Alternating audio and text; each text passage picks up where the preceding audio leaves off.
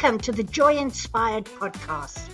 I'm Nikki Cruise, and I'm thrilled to explore with you what it means to walk in a faith-infused business.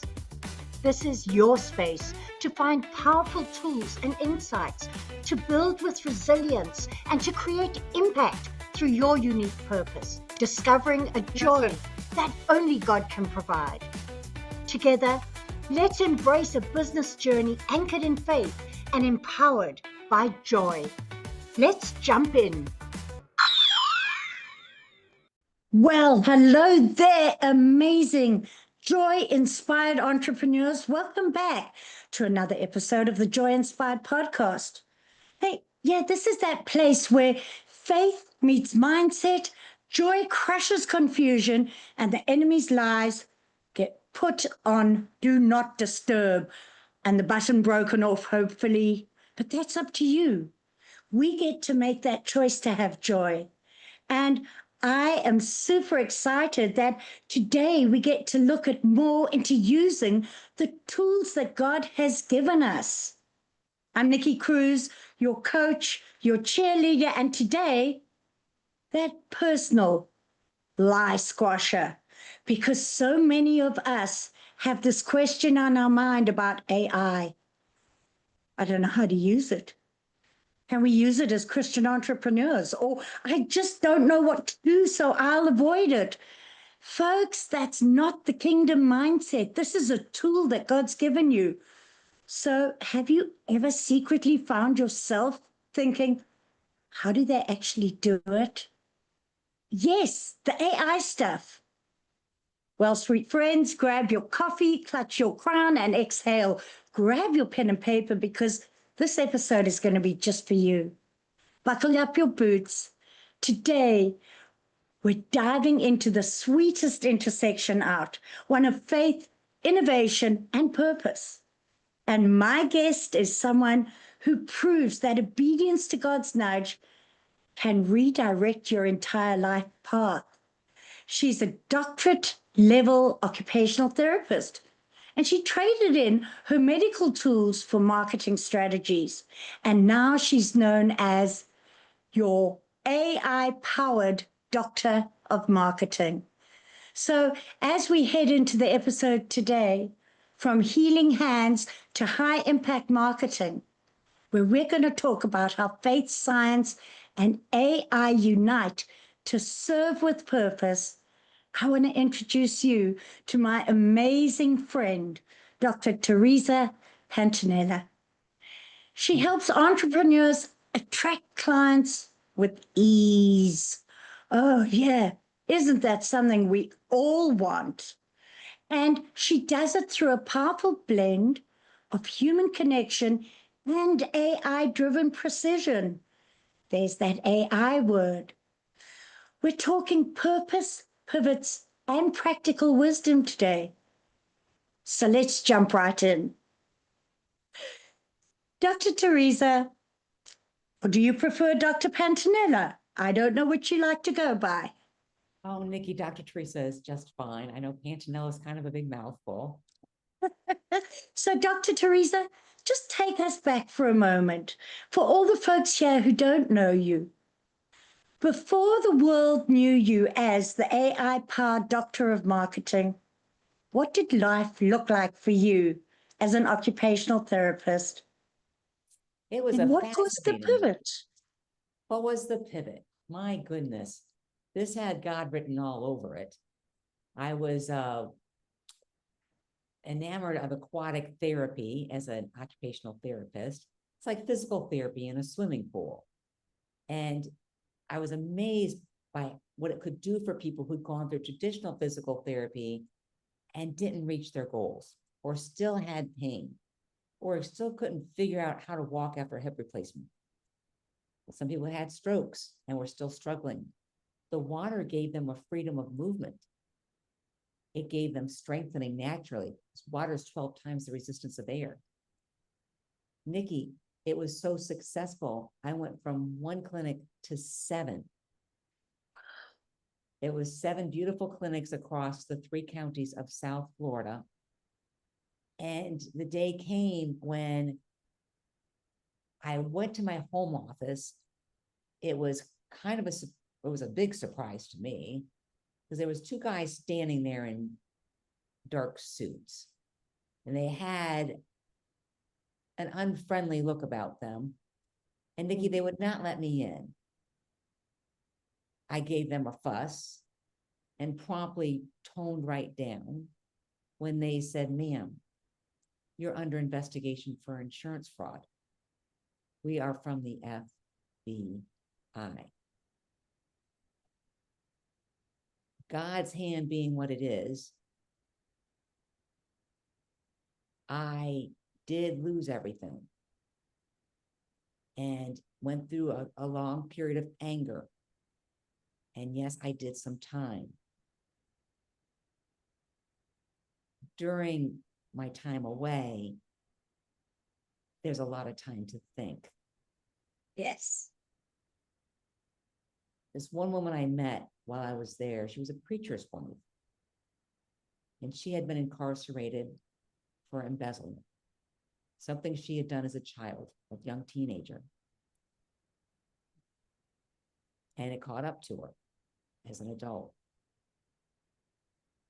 I walked alongside her one day, and Nikki, she was so happy. So happy. And I'm like, what are you so happy about? We're in this awful place. I mean, if you can imagine a place where there's nothing other than the clothes on your back, you've got a toothbrush, a comb, they give you a razor because you're a woman, the men aren't allowed to have them, except under supervision. And she's so happy. And she said something to me, and she said, "I don't even know where these words come from. They come from God." I didn't get it. I didn't understand. But it made an impression on me. And I kept thinking about it. And I found a Bible, and I started to read the Bible from front to back because it's a book. That's what you're supposed to do. And it turns out that's not the best way to go about it. A dear friend of mine is a Baptist minister, and she explained to me, read only Philippians, read only Ephesians. And she would talk to me every day. And I began to get an understanding of who Jesus is and why God is who he is, and why there's not always explanations for what happens to us. Yeah. Well, as an entrepreneur, when you have unexplained circumstances, there's a Bible quote about letting go and letting God. Do not be underneath your own understanding. yeah. And sometimes we need to just strap ourselves in and just enjoy the ride. Oh, yeah, especially in the entrepreneurial journey, because Yes, life and business can be like a roller coaster. truly, And I truly. often say, that roller coaster goes up and down, and you might be at the top of it one moment and yelling for help as you go down. Oh, yeah. But the cart you're sitting in has to be on a firm foundation. And, you said something very interesting there. You lost everything. Once we Yes. know God, once we know Jesus, we never lose everything. And it's Uh-huh. only in that space of having nothing that he could fill you up. So, friends out there, if you feel like you're losing things, maybe that's extra space that you can let God into and let Mm, God fill up. And that was an awesome gem. Thank you, Holy Spirit. I love it when you do that. yes.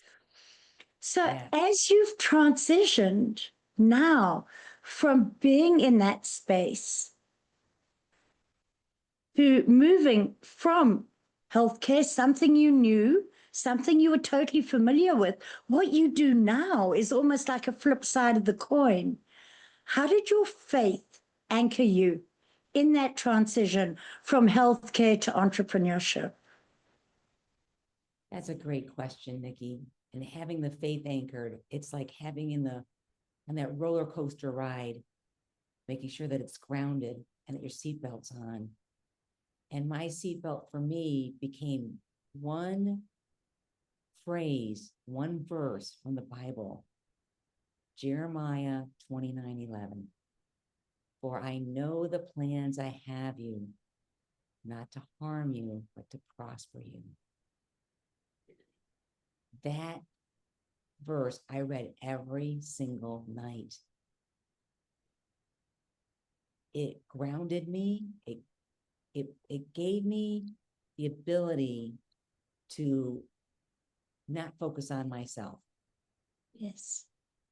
It gave me the ability to look at my options.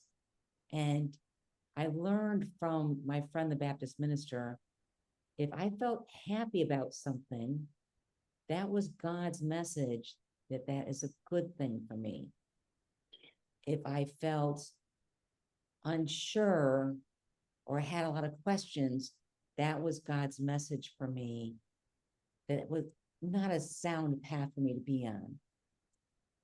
She gently taught me this skill of discernment by using these two emotions, happy and confusion. And to this day, when I'm happy, I know I'm on the right path. That's part of my being grounded. And when I looked at what could I possibly do to earn a living, I was shocked that I would no longer be in healthcare. I know I love being an entrepreneur.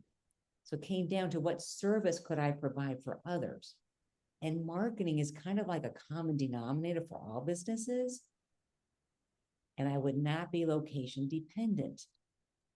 Because as you know, I enjoy being a traveling entrepreneur and visiting other countries outside the US. But I had to get a base first. I had to get that security of knowing I had enough knowledge and enough of a network. So I spent time in masterminds. I spent time learning how to build websites, what is SEO, the search engine optimization thing? It's going to be AI engine optimization. It is AI optimization. Okay.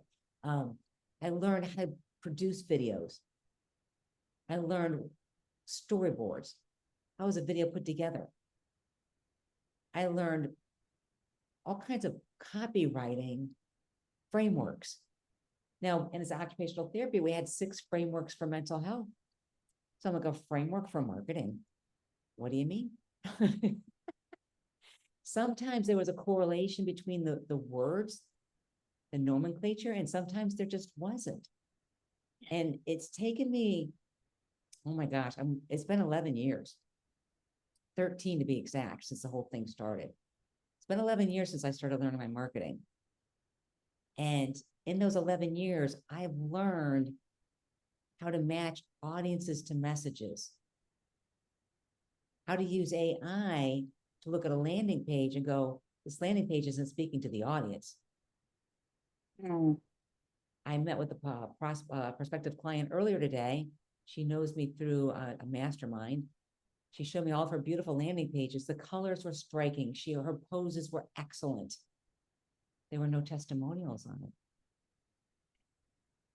And she said, how did you catch that? And I'm like, it's my years of training. I know it's supposed to be on a landing page. And there is a certain sequence that they should go. And that's why successful people say, use my landing page template. It works. And any of the listeners, if you find one that you really like, save it. There's this really cool tool. Yeah. Oh my goodness, I'm gonna look it up here real quick so the listeners have it. And I love the way you say what makes you happy. I saw your face totally light up as you started talking about that. So what did you say the tool was? It's called Go Full Page. GoFullPage. And you can save either a PDF or a PNG version of the page. And you can always go back to it. Nice. Marketing's not difficult. Find someone who's successful and copy them. Success can be copied. Jesus gave us the Bible. copy what's in there, what worked for the examples that did well. Learn from the examples that didn't do well. Yeah. Yeah. I love that. I love that. And so many of our listeners are women navigating faith reinvention, stepping into entrepreneurship, and you know, the women of faith navigating that reinvention. So as they look there, they sometimes do have to look and say, how do I reinvent my faith in this? You don't reinvent your faith in it. You infuse your faith into something new. But sometimes you do get to pivot. You get to follow where God's leading you. So, what advice would you give to someone who feels called to pivot but is scared to start over? Wow. My advice to that person, to that woman, to that man would be to have a mentor in your corner. Yeah. Have someone you can talk to from your heart. Yeah. And it's not AI. Yeah. It's Yeah. it's someone who's grounded in their faith. Yes. That is open to listening and guiding you. When I was in healthcare, I had that person with me. I could call her morning, noon, and night.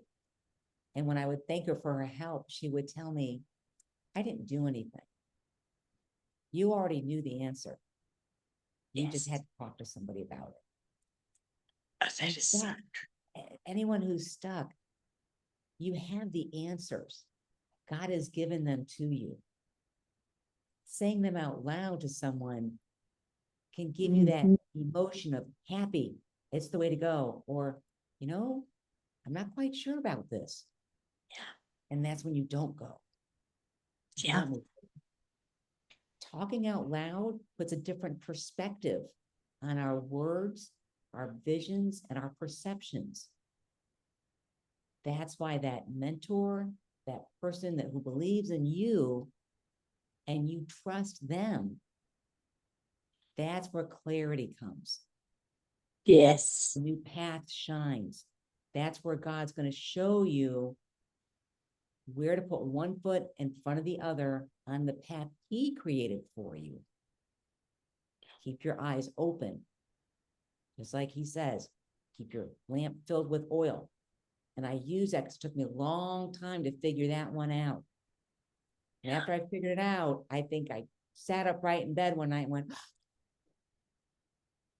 oh my gosh, I get it. I'm just supposed to, I always need to be ready to hear Him. Yes.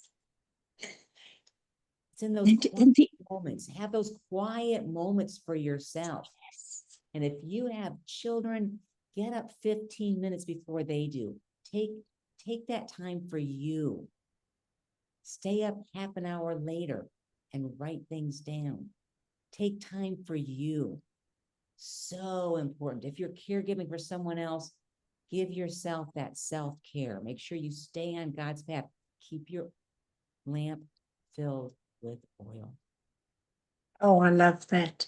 And you're so right. You said that your friend said to you, you already knew the answer. One thing about God is we have everything we need. We already have it. We may not have seen it manifest yet, and we may not have noticed the direction to go to pick it up. But just as you said, in healthcare, there was a framework that you used. Yeah. So here you bought a framework. Folks, what's in your hand? Is it a structure? Is it a mindset? God has given you what you need. And, Yes. You used to help people and you now help people in a different way. So the one background must have impacted the other.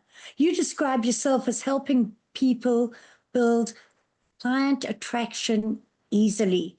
So, how did your background in therapy, helping people heal,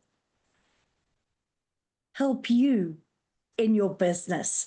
Were there parallels that other people can use as an example of, oh, wow, yes, I do know? Yes, Nikki, this is so, when it was pointed out to me, see, in marketing, you're supposed to find out, like, what's my client's pain? What problem am I solving for them? In healthcare, we call that the subjective part of our note-taking. When that patient walked in the door and we said, what's hurting you? And they would say, I can't walk. Or they would say, I can't get dressed after my stroke by myself anymore. That's their pain.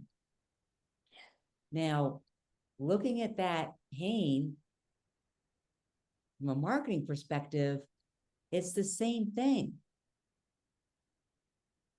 As an occupational therapist and discussing not being able to get dressed alone, there's a level of embarrassment there. There's a level of letting go of one's own dignity. That's the problem. That's the emotion. And as a therapist, we're trained to find out, not only from a veneer, from the just from the words, what's the problem is, how do we really help this person? Occupational therapists are trained in psychology and sociology. Physical therapists are not. We are also trained in something called activity analysis.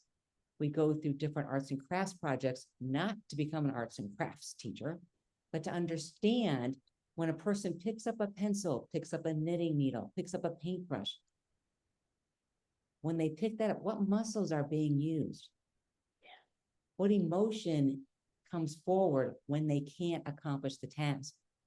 Now, as a therapist, how do we address not only the physical incapacities, how do we address the emotional incapacities, the emotional reaction, the emotional response? And this is where marketing becomes key. Marketing is about emotion, because that potential client has pain, but that's the subjective part. The objective part is, what does it mean to them? Why is it important for them to have their store do well? Why is it important for them to sell this widget? Is it because they want to feed their kids? Is it because they want to retire their husband? Is it because their entire life they have wanted to be an entrepreneur and this is the only thing they can figure out that they can sell? And there might be something better or different for them to sell. Or they might be trying to sell it to the wrong audience. This is part of the assessment. So in medical world, we do subjective, objective, and then assessment. So in assessing what they've told us and what the real problem is, assessing it, how do we fix it? What are the possibilities? Now in the medical world, they've got all kinds of names for this. In the marketing world, we call it paths. We call it funnels. We call it client attraction systems, which leads us to the P, the fourth part of the medical note, the plan. Problem, what is wrong? Objective, what's really wrong? Assessment, how do we fix this? What are the possibilities? Plan, let's execute, let's make it happen. And that's where the rubber hits the road in marketing. That's where you get a return on your marketing investment. That's when the audience hears the message and responds. That's when the leads buy the next product from you. That's when the relationship is built between you and the audience, because you know from an emotional level what they're feeling. As an occupational therapist, that's the first thing we tune into. That person sitting across from us with their walker, with their cane, in their wheelchair. What's their pain? Not their physical pain. What's in their heart? And this is why I'm successful with marketing. I'll go to that emotional level immediately. I want to look at the whole picture. I want to look at the big picture. I love looking at messages and saying, this is not what your audience is thinking. This is what your audience is thinking. And AI has made it so easy to do that. It used to take me a couple of weeks to come up with these plans. And now I can do it in a few days. I still go on my long walks. I still spend my time with God. I still have my tapes I listen to every day. I love listening to my worship music. I've got one song I listen to in the shower all the time. You know, I don't know about you folks, but doesn't your heart just kind of melt? And yet, usually, when you think I don't know about you, but you think marketing, if I had to visualize marketing, I would see it as a solid concrete or brick building that's immovable, impassionate. But the way you've described it, there's so much passion in it. But, folks, do you see how she already had the tools?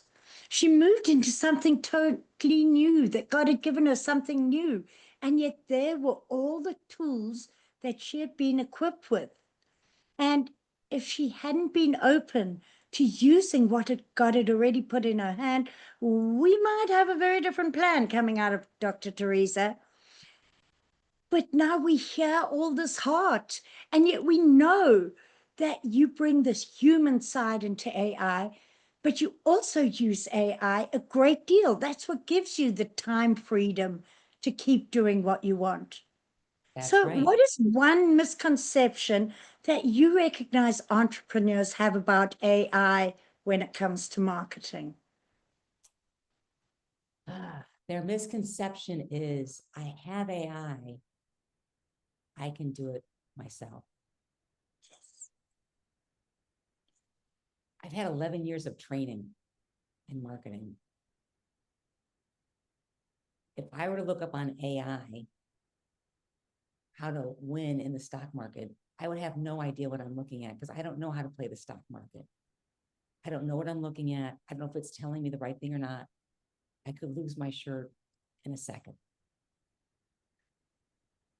When I'm talking to AI about marketing, I know when it's not right. I know when it needs to be pushed. I know when it needs to be tweaked. I know when an email series isn't fulfilling what it's supposed to do. I know when AI has ran off and hallucinated. I know when it looks like it sounds really great and I'm just going to run with it and copy and paste because it just sounded good. It's my experience with AI that makes the difference. So the dangerous part is for someone to use AI with marketing without training. And I highly suggest that listeners download what's called my AI Demand Manifesto. It's a 20-page document that'll walk you through what's important in your offer, your audience, and your message. Those three things, offer, audience, message, those need to align. And when you go through this document, you're going to be empowered with some information. When you're empowered with information, that's when AI becomes an assistant, not the agent that can do everything for you, the assistant. And this is the difference. This is the difference. Folks, you'll find that is so generous of you, and you'll find that in the comments. We'll have that link there for you. Sorry, not the comments, the description. But to me, what you're talking about, I've just seen a parallel to that. We can go into AI, and it's like going to a foreign country with a translation book Yes. instead of having an interpreter. You can still look it up and get the answer and find your way around, but you're bumbling and you're not actually expressing yourself. Whereas if you have the translator who knows you, who knows where you want to go, they can direct you and take you there and help you communicate it clearly. So that is awesome. Now, a lot of our small business entrepreneurs may have been staying away from AI and just starting to dip their toes in. What's one simple and ethical way you would recommend they start dipping their toes in the water of AI tools? Oh, that's a great question. And there are many people that are just dipping their toes in. I would suggest never, ever buy prompts. the prompts, you don't, it's like buying a spare set of tires for your car when you already have them. You know what you have what you need in your mind. I would suggest from a marketing perspective, take a look at comments about your product or service in 3 places first. On Reddit, spelled Reddit, use that search function there. On Quora, Quora, and on Amazon. Chances are there's a book about your service or product. And on Amazon, you want to take a look at the 1-star reviews and the 5-star reviews. Copy that information, put it into AI, put your landing page in AI, and ask AI, how can I improve my landing page? What am I missing in my offer? Oh, wow. I tell you, isn't this lady amazing? Folks, I'm so blessed to have people like this in my life. And look at all the wisdom she's freely giving out. I encourage you, follow her, connect with her. I love her presence on social media. So real and so authentic. And you would never imagine when you look at her and hear the heart that she talks with, that she's an AI geek, but she is, you know. So, Dr. Theresa, how do you see AI being used as a tool for kingdom impact rather than a tool for fear? I see AI being used as a tool for kingdom impact by learning the depth of not only Jesus's teachings, but understanding other people and their cultures. Yes. When you can use AI to go deeper into something you don't understand in the Bible, when you can use AI, you met someone and they were wearing their hat in a way that you would describe as backwards.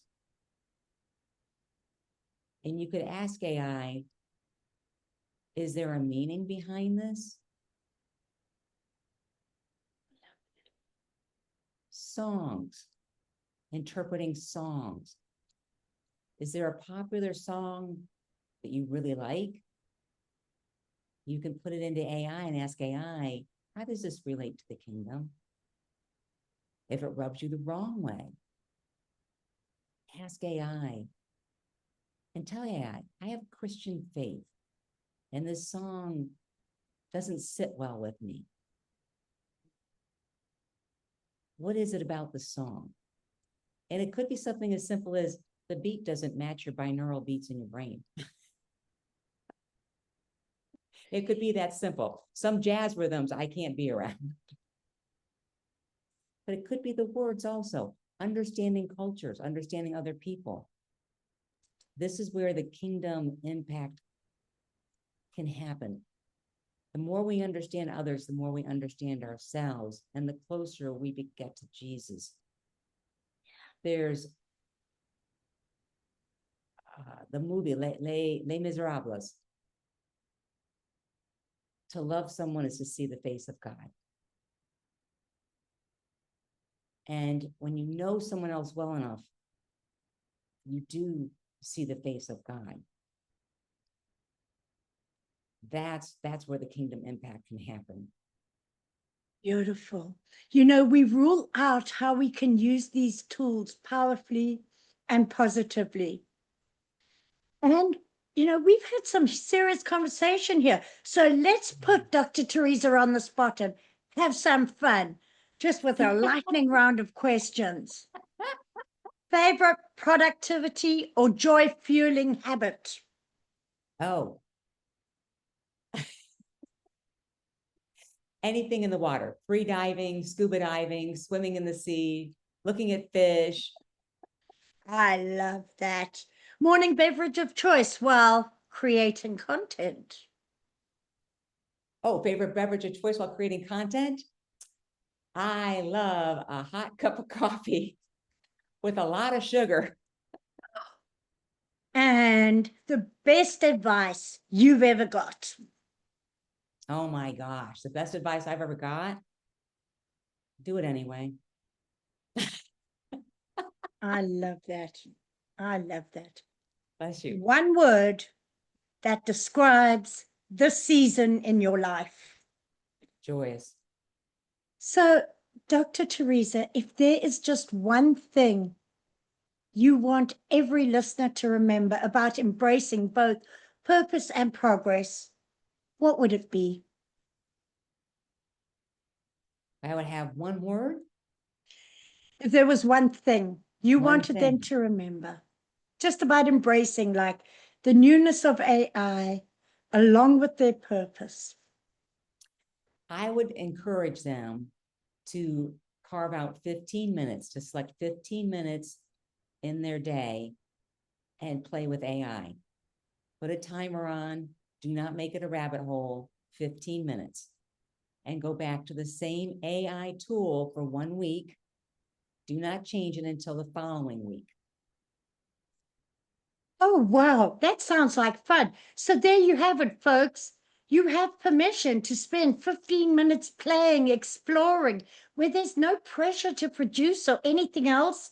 That is one of the things I love about this lady. And I just love how she reminds us that faith and innovation, the tech, the AI, they're not at war. They're No. actually allies when we steward them with purpose. When we let God lead, He'll use whatever skill, even the ones from past chapters, to build our brand new story. And He will help us to embrace those things that we think are so foreign we won't overcome them. So you can connect with Dr. Theresa using the link in the comments below. And as always, keep walking in joy, friends, because joy isn't a reward. It's the fuel that gets you to the reward. So I'm encouraging you, go out in joy, be led forth in peace, and use the tools that God has given you. Blessings all. Look forward to seeing you next week. And Dr. Theresa, thank you again. It's my pleasure and honor. It's a blessing to be here with you, Nikki. And I wish much abundance, prosperity, joy, and love to all of the listeners. Thank you all. Remember, if this episode inspired you, if it touched your heart in any way, comment, put a comment in, and perhaps invite or tag a friend. Tell them to come and watch too, because in the kingdom we don't keep our joy to ourselves. We share it out. We help one another grow, and in that way we have even more joy. Look forward to next week. For reals this time. Bye now. Thank you so much for joining me on the Joy Inspired Podcast at www.joyinspiredpodcast.com. Make sure you hit that subscribe button so that you can get this and every other episode that comes out. We have lots of great stuff coming, and you don't want to miss it. So make sure to hit that subscribe. I am so grateful for all the reviews and comments, and I look forward to serving you in next week's episode.